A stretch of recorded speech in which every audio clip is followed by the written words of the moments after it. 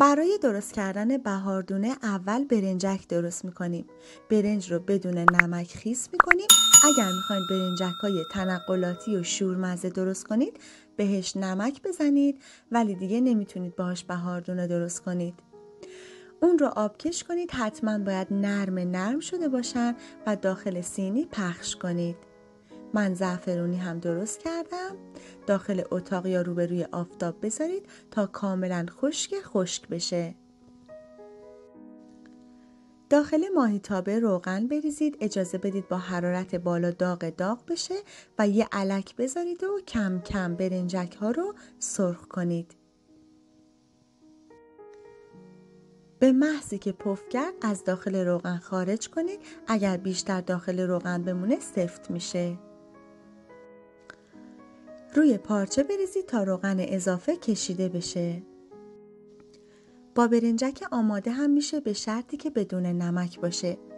یه لیوان سرخالی شکر رو با کمتر از نصف لیوان مخلوط آب و گلاب و نوک قاشق چایخوری جوهر لیمو مخلوط میکنیم.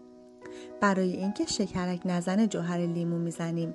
میتونید یه قاشق چایخوری آب لیمو یا آب نارنج هم بهش بزنید. حرارت متوسط باشه و اجازه بدید 7-8 دقیقه قوام بیاد. زمان قوام اومده که وقتی یکم از اون رو داخل آب یخ میریزید مثل گلوله بشه درش بیاری. شهد و 4 لیوان برنجکی که درست کردیم رو با همدیگه مخلوط میکنیم و خیلی خوب هم میزنیم. دستکشای من تموم شده بود، شهد هم داغ بود، مجبور شدم با پلاستیک فریزر همش بزنم. به بزرگی خودتون ببخشید. کف قالب 20x20 رو سلفون بندازید، خیلی خوب منسجمش کنید و مثل من عجله نکنید. اجازه بدید 1 ساعت در محیط استراحت کنه تا قشنگ خودش رو بگیره و بعد برش بزنید. من عجله کردم و زود برش زدم، برای همین به اون تمیزی که دلم میخواست برش داده نشد. شمالی های عزیز، امیدوارم که کم و کاستی های این ویدیو رو به بزرگواری خودتون ببخشید. امیدوارم که همه درست کنن و از این خوشمزه جان لذت ببرن.